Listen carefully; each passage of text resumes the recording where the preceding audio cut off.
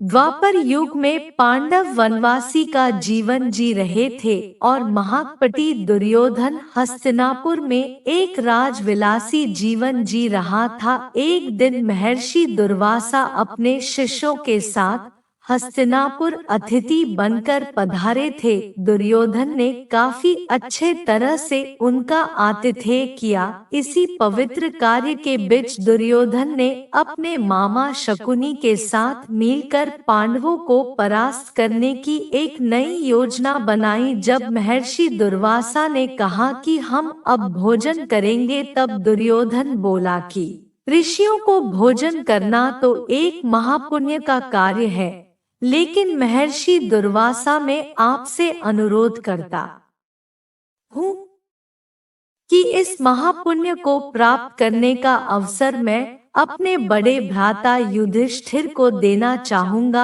इतना कहकर दुर्योधन ने महर्षि दुर्वासा और उनके शिष्यों को नजदीक के वन में बसे युधिष्ठिर की कुटिया में भोजन करने के लिए भेज दिया, क्योंकि वह जानता था कि दोपहर के उस समय पांडव द्रौपदी सहित खाना खा चुके होंगे और कुटिया में अन्न शेष नहीं होगा। कुछ ही समय में महर्षि दुर्वासा अपने शिष्यों के साथ पांडवों की कुटिया के सामने थे। वहां युधिष्ठिर ने उनका बड़े आदर के साथ स्वागत किया। महर्षि दुर्वासा ने युधिष्ठिर को दुर्योधन के साथ हुआ अपना वार्तालाप बता दिया और कहा कि मैं और मेरे शिष्य स्नान के पश्चात भोजन ग्रहण करेंगे।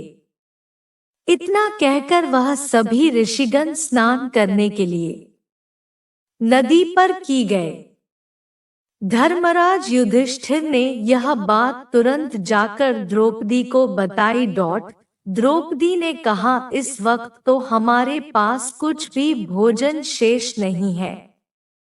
द्रौपदी का दिल यह सोचकर घबराने लगा, अगर ऋषियों को भोजन नहीं कराया तो उन्हें महर्षि दुर्वासा के क्रोध और शाप का पात्र बनाना पड़ेगा। उस कठिन घड़ी में द्रौपदी अपने मित्र सखा कृष्ण को याद करने लगी। उसी वक्त लीलाधर कृष्ण ने द्रौपदी की कुटिया के अंदर प्रवेश किया। उन्हें देखते ही द्रौपदी उनके पास दौड़ती हुई गई और उन्हें अभिवादन करके अपनी समस्या बताने लगी। कृष्ण ने कहा, द्रौपदी, तुम्हारी समस्या को कुछ समय के लिए भूल जाओ और सबसे पहले मुझे कुछ खाने को दो, मुझे बड़ी जोरों की भूख लगी है।